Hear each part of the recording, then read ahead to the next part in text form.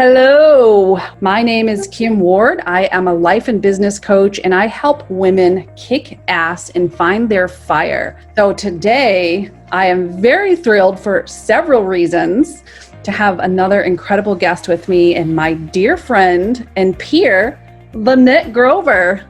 Let me get you up here next to me. Hello, there you are. On my screen, we are beside each other, so okay, good. What's going on? Oh my gosh, beautiful day. Great day to be alive. So Okay, well, isn't every day a great day to be alive? it is, exactly. You know, there's a difference. We can either just like live or we can be alive. There's a difference. Oh, totally. And today, just for you, I'm a little salty and a little lit, but not in that way. So I Okay, wore this for you because you're often the salty one. I was gonna say. I'm glad we're with my friends in my circle and my audience right now because they know how true that is. But I have got to say, with me, you are always salty, not just today. I tend not to hide it. So you are correct. You are correct. Larry says That's today, who I am. Work Wednesday. Every day is Work Wednesday, but if you're working by doing your passion, does it really feel like work? Oh my gosh, exactly. And I think that's why you and I hit it off, because we've been working on our passions, and that just makes it fun. It is fun. It is fun. Oh my gosh. So You're going to have so much fun. We So are. much fun. we're going to have fun right now. Okay. And when I approached you about coming on my show, my program, what we've got going on here, you're like, what are we going to talk about? And I said, I don't care. This is totally organic conversation.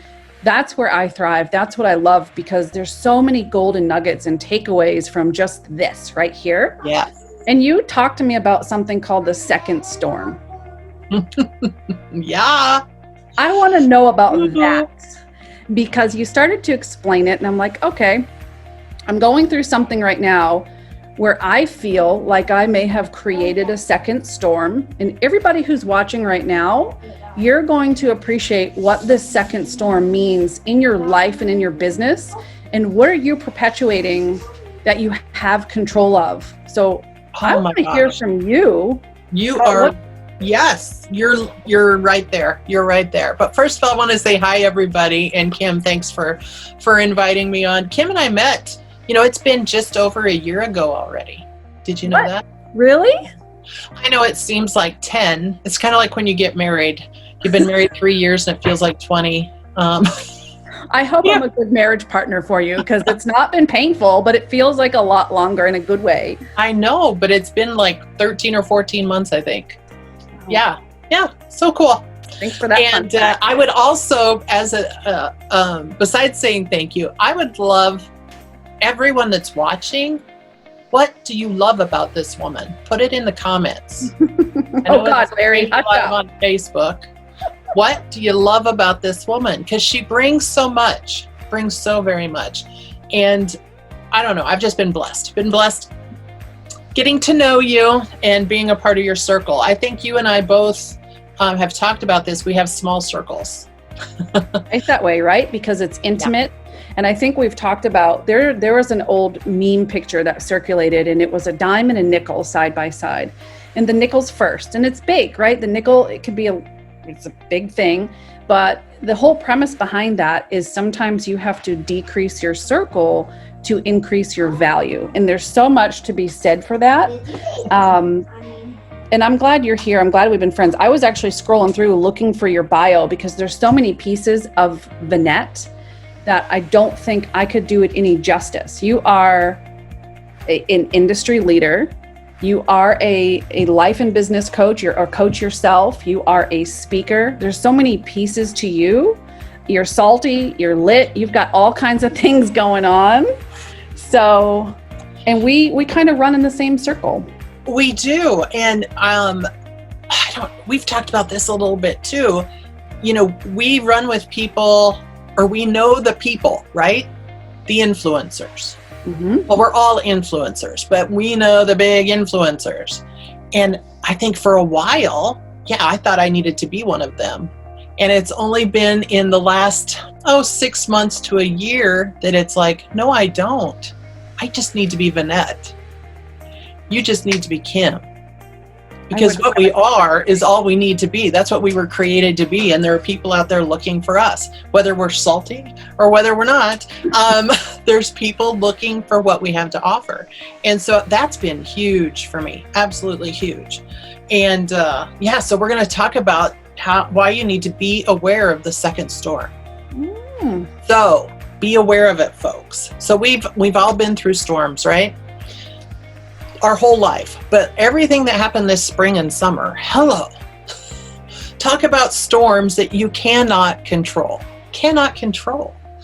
And I know some of them are serious because this has affected people's jobs, their livelihoods, their finances, their lives. I mean, I know plenty of people who have got it. Yeah. And my heart breaks for those who didn't make it through. And not going to make any political statements. We're not going to do any of that, but it's all part of a storm that we can't control. What the government decided to do, another storm we can't control. However, there's the second storm. And that's the part we can control, but I've seen far too many people not controlling it. Far too many people, and it's between your ears, folks. It's your reactions. Yeah, totally. That it's big your reaction behind or between your ears. Exactly. You know what's weird? I'm a super visual person, and right when you said that, I had I had a vision of when I was 5 years old. I remember my bathing suit. It was yellow and black striped. I was literally 5 years old. And I was sitting at the edge of the beach, right where the waves come up with the sand. And the undertow got me and literally started pulling me into the ocean. And I turned around and I dug my fingers into the sand and I pulled, trying to stop myself. Thank God my mother was actually paying attention because she ran out to me and grabbed me. But when you said that second storm and what control do you have and what control do you don't have, that's immediately what came to my mind, that level of force. And that's incredible that you came up with that visual. Mm-hmm. Yeah. And think about, okay, what if your mom hadn't seen you to help you? But you did have a reaction, right? But your reaction was, grab on, hold on. Okay, think about that. How many of us during this storm were trying to grab on and hold on to something? We were trying to find control over something. Every action that we take, every decision we make, we've got to be very aware of, is it going to play into that? Is it going to help us out of the storm, or are we running to somewhere more dangerous in the storm? Like when there's a thunderstorm going on. Don't go run under the tree to stay dry, right? Twister, we're not storm chasers here. No. So you don't want to be running to someplace more dangerous. So, a lot of that, and you and I have been in enough learning and courses together. We know the role fear plays. For sure. And we know that fear is a liar. For sure.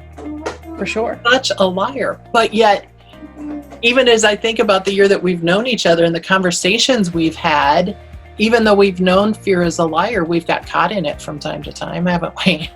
It's so easy to create your imagination, right? We have this tendency to navigate very quickly towards fear, towards uncertainty, towards the lack, whatever that is. And it's like, this is happening. And we start to it's like we're in a jacuzzi, right? And have you ever created a whirlpool?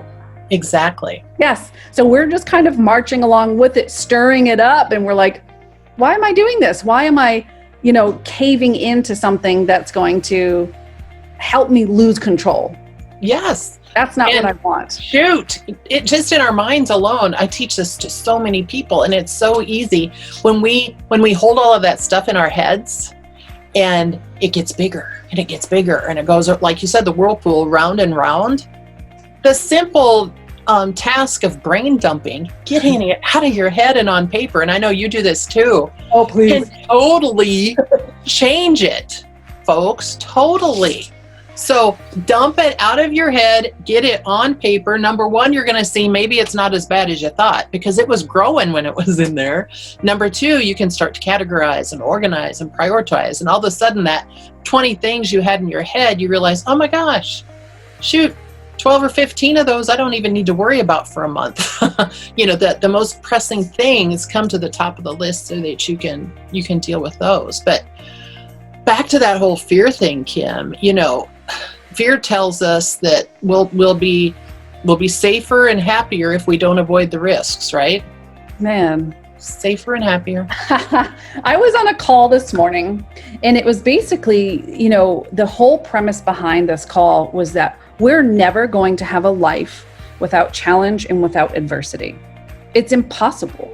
So I don't know why we continue day through day expecting things to be peachy keen and grand and everything's going to go perfect. Oh. We have to learn how to march through that adversity and say, okay, like you said, I'm so glad you brought up brain dumping, because a lot of what goes on up here, it's either imagination, it's self-perpetuated, it's going towards that negative response, where when we document it, when we see it, it's like, okay, yeah, I have a challenge that I'm facing, or yes, there's adversity in my direction.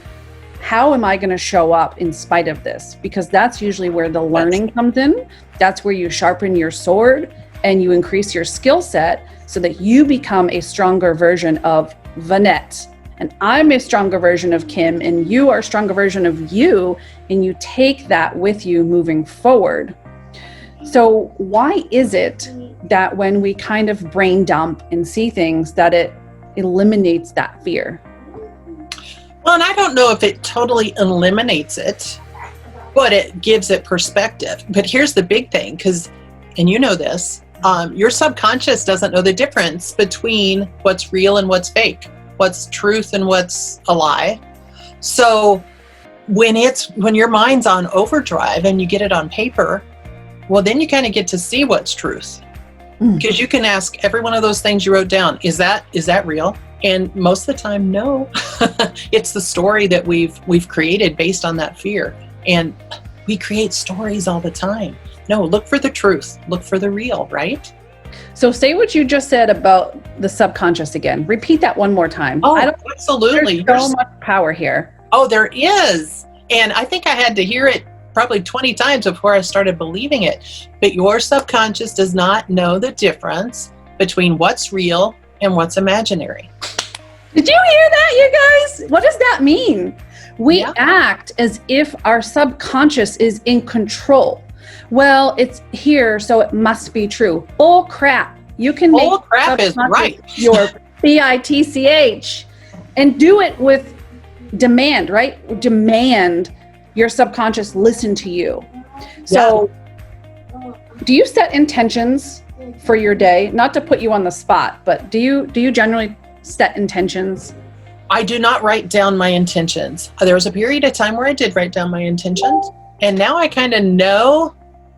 I've become so much better just over the last 3 months at knowing what my daily intentions are, my non-negotiables, my things I know I have to do, and I just always have that thing.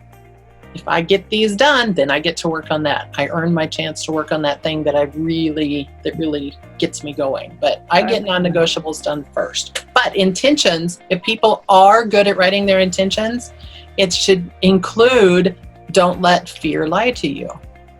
Don't make up the stories that keep you from doing what you want. And you said something a little bit ago that's something I teach people too, that going through it. So this isn't about being fearful of fear. That's kind of redundant. No, it's about getting to the point where you know that fear is leading you to where you need to go. That getting through the fear is going to get you to that next big thing, right? Remember, you may even have this book for your child, or you may, for your daughter, maybe you sing it sometimes, that Going on a Bear Hunt. You ever sing that? Yes. And what's all the stuff in Going on a Bear Hunt? You gotta go through it. Can't go around it, can't go over it, can't go under it, gotta go through it. That's awesome. Yeah. And that's, all of these things that we make all these excuses up for, or that fear lies to us about, we just got to go through it. Because there is great stuff on the other side. Great stuff on the other side. We've been through so much, you and I. I mean, seriously, as people, as business owners, as coaches. But for the person who's watching and they're like, oh my gosh, my world is literally caving in around me. I can't think positive. I can't focus on gratitude. I can't do X, Y, Z. I'm going to be honest. I had an experience this morning where I sat here and had a holy you-know-what moment. And I actually texted our Steve coach and I said, okay, I want to run something by you. And I looked at my husband and I said, normally the Kim that I outgrew, that I learned from, would have literally crumbled and said, oh my gosh. But I was like, why would I do that? I embraced what's happening because that means I'm being headed towards another direction. And many people, they're stuck in that quicksand and they can't recognize that the power behind the challenge and the adversity. And it really is, it's like a growth capsule for us. And it's like, listen, what you're going to take away from this is so powerful. How can they get to a point where they realize there is beauty and there is power in what I'm going through right now, and it doesn't define who I am? But how do they take that and take it as a lesson more than a punishment? And I don't think it comes right away, Kim. As you were talking, I was thinking about, you and I each had several times, even over just the last 6 months, where I'm like, all right, I really need to talk. Or we'd be on a coaching call and you would reach out and say, Vanette, you need to talk to somebody. Let's get on a call. Or I would do the same to you because we'd go in those valleys, right? It's a roller coaster. Yep. And for each of us, if I was talking to you and you were there, or you were talking to me and I was there, it ended in, well, you're just about ready for a real big growth thing to happen, right? Because when we get to those spots where we feel that way, that means something big's about to happen in our journey, in our growth. But we had to get to a point where we had faith that was part of the journey. I don't know that 3 years ago I was in a place that I could recognize that. That's come with a lot of work on me. I don't think you realize how much power behind that statement there truly is. Many people, many entrepreneurs, network marketers, people in general, I think we have a tendency to want to rush that journey and expect things, what I call, what Darren Hardy calls, that microwave mentality is like pop, pop, pop, we want it now, that instant gratification. Regardless of what you learned or what you kind of had come at you during your journey, if it wasn't your time, it wasn't your time. Yes. There's nothing you can do to force something to happen or not happen because you haven't gone through enough stuff or ish to really appreciate where you're at. How many stories have you heard personally of, maybe you don't know them personally, but somebody wins the lottery and then in a year they're bankrupt? Oh my gosh. Yeah, you hear. Why is that? Yeah, they weren't ready to be fiscally responsible. They hadn't gone through the ish to learn all the lessons So there's beauty in the second storm and what you can control versus what you think you should control. Yes, and fear gives you that false sense of control. I was the queen of control for many years, total control freak, because I'd make up those stories. Oh, okay, my kid wants to go out. Nope, I answered no to everything. Can we go do this? Nope. Even my husband, can we go out? Want to go out to eat tonight? Nope, nope, nope, nope, nope. Because I had all of these stories that I imagined of, oh, well, if we do that, well, then we might run into a lot of people, and I was uncomfortable in my own skin and didn't really want to be seen. And I mean, so many stories. It's just ridiculous. I thought I was controlling things. No, I was just being controlled by fear. So stepping out of that, I don't know if it's a vicious cycle. We want a virtuous cycle, We don't want a vicious loop. We want a virtuous loop. So learning to step out of that and know that when that fear appears, that's number one, know that it's a fear, but know that there's something you're supposed to go through that's waiting on because there's something big waiting on the other side. So I keep coming back to that, but you are able to change, because fear will tell you you're unable to change too, that you're too old, that the cement's dried, you can't learn anything, you can't possibly change. No, you can keep changing. You can keep changing. I'm such a better person now than I was in my 20s or in my 30s or in my 40s. 50s are good. So if you're not 50 yet, 50s are good. Easy. Yeah. Easy. You'll get there. You'll get there. But, all of that. And I think also, as we talked about subconscious, Ken, what we feed it matters. And you and I both do a ton of personal development. Whether it's affirmations or podcasts we listen to or, whatever it may be, you've got to feed it, because again, it doesn't know the difference between real and imaginary. So even if you're not feeling it, you got to feed it. So are you winning or are you whining? Are you in gratitude? Feel it. Yeah. Are you in gratitude or are you grumbling?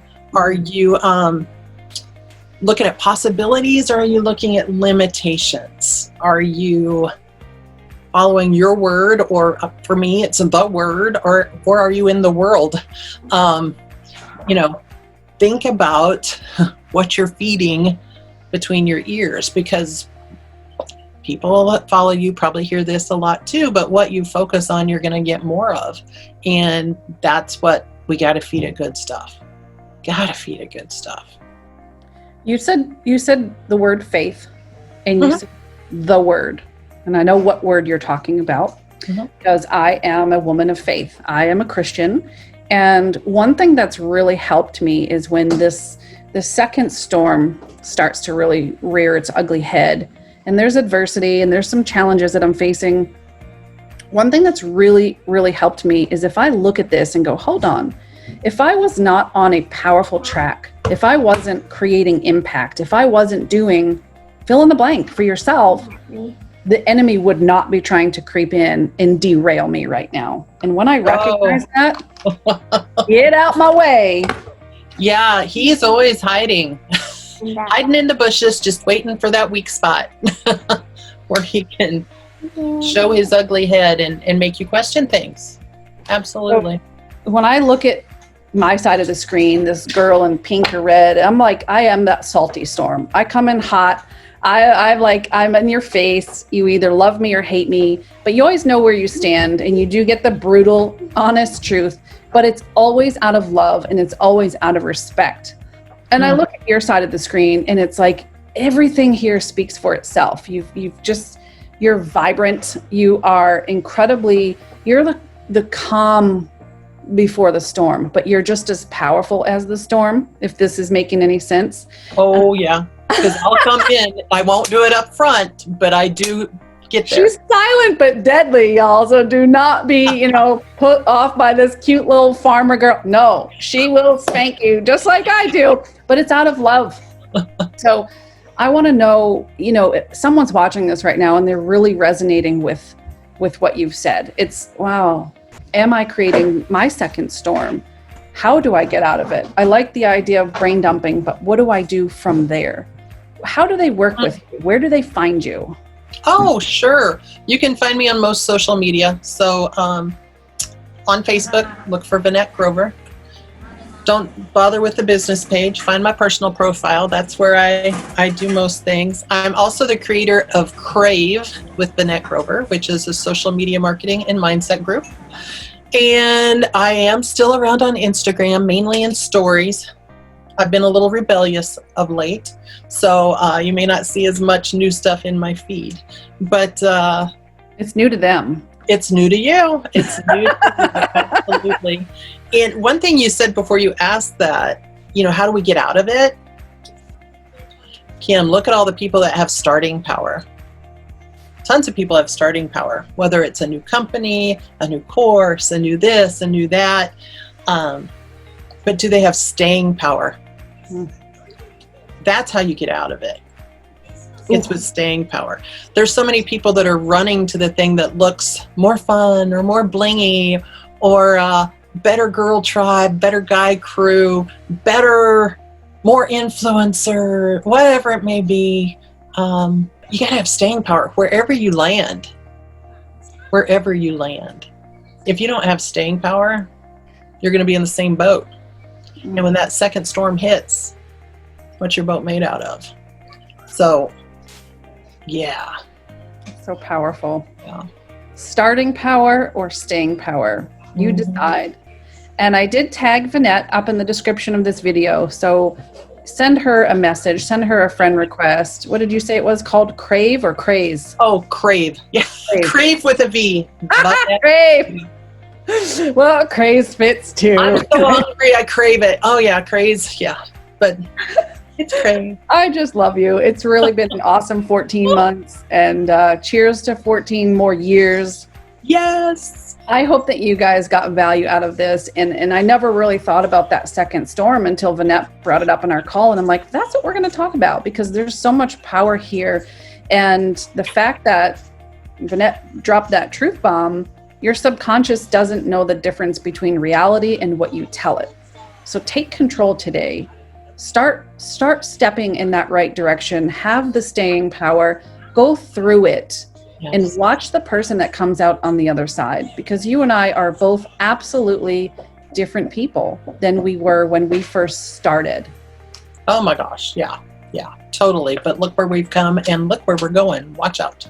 You're welcome. By the way, if you all want to learn more about being aware of the second storm, I've got a freebie for you. You can put me in the comments. I also included a couple pages worth of social media tips and stuff. So if you're in the network marketing industry or any home business, any business, quite frankly, there's stuff you can learn to leverage your social media in here. Plus, learn about staying away from that second storm. We love that. Thank you, my friend. I'm so glad we got to do this. Me too. Comment me below, and Vanette will be in touch. And have a truly abundant day. And thanks for your time, Vanette. And let's do this again sometime. Heck yes. I'll see you on the next run. All right. The third storm.